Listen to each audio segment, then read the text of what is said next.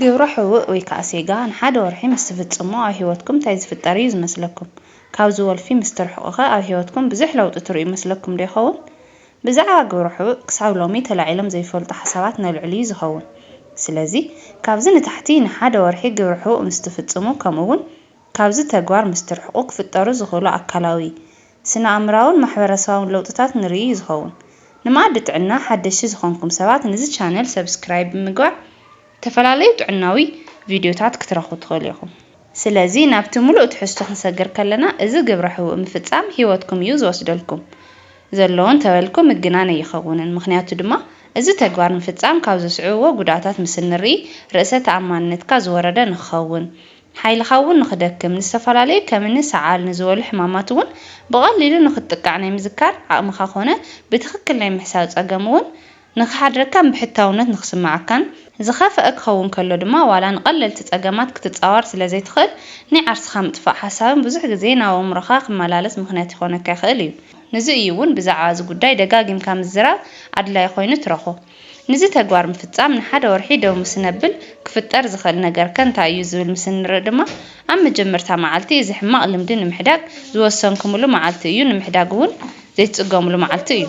ኣብዚ መዓልቲ ብተወሳኺ ሓደሽቲ ልምድታት እትጅምሩሉ መዓልቲ እውን እዩ ማለት እዩ። እቲ ካልኣይን ሳልሳይን መዓልቲ ድማ ከምቲ ናይ መጀመርታ መዓልቲ እኳ እንተዘይኾነ ግን እዚ ሕማቕ ተግባር ግብረ ሕውእ ንምሕዳግ ሞራሉ ይህልወኩም እዩ። እዚ ግብረ ሕውእ ክትፍጽሙ ከለኹም ብዙሕ ግዜ እዩ ዘጥፍኣልኩም ሓቀይ ደው ኣብ ተብልሉ ግዜ ድማ ሓደሽቲ ሰባት እትላለይሉ ኩሉ ዝነበረ ገዲፍኩም ክሳብ ሻሂ እትሰትይሉ ቦታ እውን እትቕይሩሉ ነዚ ኣረጊት ልምድኹም ብሓደሽቲ እትትክእሉ መዓልቲ እውን እዩ። ነዚ ግብረ ሕውእ ኣብ ትፍጽሙሉ ግዜ እውን ጭንቀታማት ዲፕሬሽን ይስማዓኩም ነይሩ ኣየ ሓቀይ ነዚ ኣብ ትሓድግዎ ግን ኣብ ሙድኩም እውን ዓብዪ ለውጢ ዳረኣኹም ኢኹም ትመጹ። ካብ 4 ክሳብ 6 ኣብ ዘለዉ መዓልትታት ድማ ኣወዳት ምስ ትኾኑ ድምፅኹም ክረጉድ ይጅምር እዩ። ማለት እውን ቅድሚ ሕጂ ካብ ዝነበረኩም ፍልይ ብዝበለ ወዲ ክትመስሉ ኢኹም ትጅምሩ ማለት እዩ። ካልእ ድማ እዚ ግብረ ሕውእ ክትፍጽሙ ከለኹም ኣብ ትሕቲ ዓይንኹም ጸሊም ምልክት ይህሉ እዩ። ነዚ ተግባር ኣብ ትገድፍሉ ግዜ ድማ እዚ ምልክት እንዳጠፍአ እዩ ዝመጽእ። ኣብዘን መዓልትታት እዚአን ማለት እውን ግብረ ሕውእ ኣብ ተቋርጽሉ ግዜ ኣብ ናይ መወዳእታ ሰሙን ድማ ብጣዕሚ ክትጽገሙ ትኽእሉ ኢኹም። ብዙሓት ሰባት እውን ተመሊሶም ክጅምርዎ ናይ ምልላይ ሓሳብ ይህልዎም እዩ። ካልእ ድማ ነዚ ተግባር ኣብ ዝገደፍኩምሉ ሰሙን መወዳእታ ከባቢ ሰብነትኩም ክጥንክር እውን ይጅምር እዩ። ምክንያቱ እዚ ግብረ ሕውእ ክትደኽሙን ክትሰንፉን ስለ ዝገብረኩም ናይ ቴስቶስትሮን መጠን እውን ኣብዚ ናይ መጀመርታ ሰሙን ጽቡቕ ክውስኽ እዩ ዝጅምር። መዓልታዊ ነዚ ተግባር ምፍጻም ግን ናይ ቴስቶስትሮን መጠንካ ንኽወርድ ስለ ዝገብር እዚ ናይ ወዲ ባህርያትካ እውን እንዳጠፍአ ንክኸይድ ኣብ ግዜ ፆታዊ ርክብ እውን ድኹም ንኽትከውንን እዩ ዝገብረካ። ካብ 7 ክሳብ 9 ዘለዉ መዓልትታት ድማ ልዕል ኢለ ከልዕሎ ከም ዝፈተንኩ ኣብ ደቂ ተባዕትዮ ቴስቶስትሮን መጠን ዝውስኸሉ ግዜ እዩ። ቴስቶስትሮን ማለት ንደቂ ተባዕትዮ ናይ ወዲ ካራክተር ዝህብ ሆርሞን እዩ። ንኣብነት ከም ጭሕሚ ናይ ወዲ ጡንቻ እዚ ጎርነን ዝበለ ድምፅን ዝህብ ሆርሞን እዩ። ካልእ ድማ ኣብዚ ግዜ እዚ ርእሰ ተኣማንነት እውን ዝውስኸሉ ግዜ እዩ። ቅድሚ ዝግብረ ሕውእ ዝጀመርኩምሉ ግዜ ዝነበረኩም ርእሰ ተኣማንነት ብዝተወሰነ ደረጃ ክውስኽ ይጅምር እዩ። ግብረ ሕውእ ዝፍጽም ሰብ ናይ ድቃስ ፕሮግራም እውን ዝተበላሸው እዩ ዝኸውን። ብፍላይ ብተደጋጋሚ ነዚ ተግባር ዝፍጽም ሰብ ነዚ ኣብ ዝገደፎ ግዜ ድማ ድቃስ ፕሮግራም እውን ክስተኻኸል እዩ ዝጅምር። ሰላማዊ ዝኾነ ድቃስ እውን ንኽትድቅስ እዩ ዝገብረካ ማለት እዩ። ካብ 10 ክሳብ 14 ኣብ ዘለዉ መዓልትታት ትርእይዎ ለውጢ ድማ ኣብ ቆርበትኩም ለውጢ ትርእዩ ኢኹም። ቆርበትኩም ጽሩይ ክኸውን እዩ ዝጅምር። ናይ ፈፀጋ ነጠብጣብ ምልክታት ምስ ዝህልመኩም እውን እዞም ምልክታት እንዳጠፉ እዮም ዝኸዱ ማለት እዩ። ካልእ ሂወት ክተስተማቐርዎ ኢኹም ትጅምሩ። ምክንያቱ ግብረ ሕውእ ክትፍጽሙ ከለኹም ዝሐጉሰኩም ነገር ኩሉ ብዚ ተግባር ክትውድኡ ማለት እውን ፈሳሲ ዘርኢ ስለ ዘውፃኹም እምበር ካልእ ነገር ክሐጉሰኩም ኣይኽእልን ሓቀይ። ካብዚ ተግባር ክትርሕቑ ከለኹም ግን ብካልኦት ነገራት ክትሕገሱ ኢኹም ትጅምሩ ማለት እዩ። እዚ በይንኹም ተሕልፍዎ ግዜ ወይ ድማ ብሕታውነቱ እውን እንዳጸላእኹም ኢኹም ትኸዱ። ሰንስ ኦፍ ፐርፐዝ እውን ይፍጠር እዩ። እዚ ማለት ኣብ ዕላማኹም ኣብ ስራሕኹም ብደንቢ ክትሰርሑን ግዜ ሂብኩም ክትሰርሑን ትጅምሩ ኢኹም ማለት እዩ። ኣብዚ ንዕዘቦ ነገር እውን እዚ ግብረ ሕውእ ክንደየናይ ዝኣክል ካብ ዕላማናን ሕልምናን ድሕሪት ናይ ምቕራይ ዓቕሚ ከም ዘለዎ እዩ።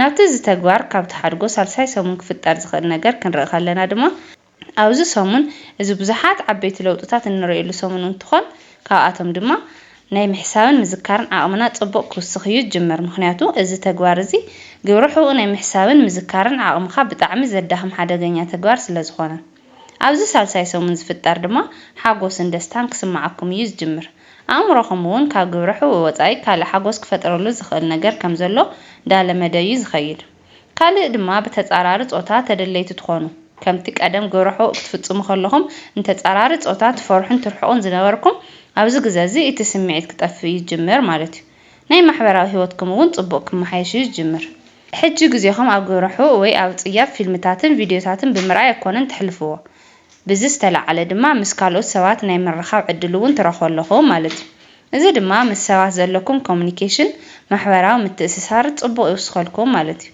ካልእ ኣብዚ ሳልሳይ ሰሙን ምስ ሰባት ምርኻብ ጽቡቕ ግዜ ምሕላፍ ስለትጅምሩ ኣብ ባዕልኹም ዘለኩም ኣረኣእያ እውን ጽቡቕ ንኽኸውን ኣብ ስራሕኩም እውን ዕዉታት ክትኮኑ ኢኹም ትጅምሩ ማለት እዩ ካብዚ ግብረሑ ወፂኹም ምስ ሰባት ምስሓቅ ምጭዋት ካልኦት ዝተፈላለዩ ደስ ዝብሉ ግዜታትን ምሕላፍ ስለትጅምሩ እውን ህይወትኩም ጽቡቕ ተጣዕምዋ ኢኹም ትጅምሩ ማለት እዩ ናብቲ ናይ መወዳእታ ሰሙን ናብቲ ራብዓይ ሰሙን ክንሓልፍ ከለና ድማ ኣብዚ ናይ መወዳእታ ራብዓይ ሰሙን ግብረሑ ምስ ኣቋረፅኩም ድማ ጀመርኩምዎም ልምድታት ምስ ኣእምሮኹም ክላመዱ እዮም ዝጅምሩ ካልእ ድማ ኣእምሮኹም ዲሴክሹዋላይዝድ ወይ ድማ እዚ ናይ ግብረሑ ወልፊ ንሓደ ጎዩ ዝመጽእ ኣእምሮኹም ምስ ሕማቕ ተግባር ግብረሑን ናይ ጽያፍ ቪድዮታትን ወልፊ ተላሚዱ ነይሩ ሓቀይ ኣብዚ ራብዓይ ሰሙን ግን ነዚ ነገር እንዳሓደጎ ካልእ ልምዲ እንዳተላመደ ሃቢት ዳገበሮም እዩ ዝመጽእ ኣብዚ ዲሴክሹዋላይዝድ ዝበሃል ታይ ማለት ከም ዝኾነ ክነግረኩም ከለኹ ድማ ንኣብነት ነዚ ግብረሑ ኣብ ትፍጽሙሉ ግዜ ወዲ ምስ ትኸውን ጓል ክትርኢ ክትረክብን ይኹን ክትላለ ከለኻ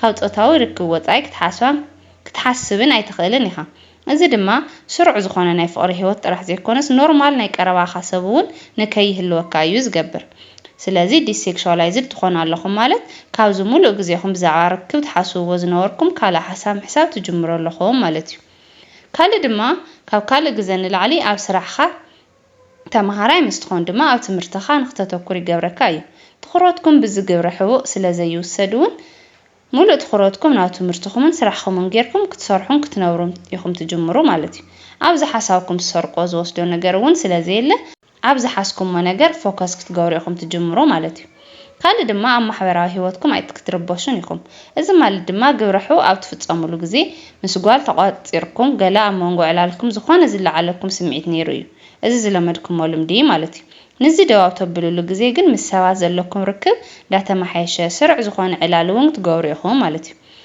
ካልእ መንፈሳውነትኩም ብጣዕሚ ድልድል እዩ ዝኸውን እዚ ማለት ግብረሑ ኣብ ትፍጸሙሉ ግዜ ዝረብሕ ሰብ ይኹንኩን ንነፍስኹም ዘለኩም ግምት ዝወረደ እዩ ዝኸውን ሓቀይ ካብዚ ተግባር ክትወፁ ከለኹም ግን ናብ ፈጣሪኹም ብጣዕሚ ዳቀረብኩም ኢኹም ትኸዱ ንነፍስኹም ዝህልወኩም ግምት እውን ዳስተኻኸልኩምን ኣመስገንትን ኢኹም ትኾኑ ካልእ እቲ ቀንዲ ነገር ድማ ኣእምሮኹም ብጣዕሚ ዝተረጋገአ እዩ ዝኸውን እዚ ጥራሕ ኣይኮነን ኣእምሮኹም ብንጹር ክሓስብ እዩ ዝጅምር ምክንያቱ ድማ ካልእ ሓሳብኩም ዝወስዶ ዝሰርቆ ነገር ስለዘይህሉ ካልእ ድማ እዚ ናትኩም ደስ ዝብል ስምዒት ናብ ካልኦት ሰባት እውን ክተኣታቱ ይጅምር ነዚ ተሓጓስኩም ድማ ካልኦት ሰባት እውን ከስተውዕልዎ እዮም ዝጅምሩ ቅድሚ ሓደ ወርሒ ዝነበረኩም ኩሉ ሕማቕ ባህሪ እውን ቶታሊ ዝሓድገኩም እዩ ዝኸውን ሓድሽ ባህርያትን ሓድሽ ልምድታትን እውን ኢኹም ተማዕብሉ ኣብዚ ክነስተውዕሎ ዝግባእ ግን ድሕሪ ሓደ ወርሒ እውን ሪላፕስ ክትገብሩ ወይ ድማ እንደገና ናብዚ ሕማቕ ወልፊ ክትምለሱ ትኽእሉ ኢኹም ኣብዚ ግን ተስፋ ቆሪፅኩም ዘይኮነ ጥቕሊልኩም ናብዚ ተግባር ካተኣትዉ ክትምለሱ ዘለኩምስ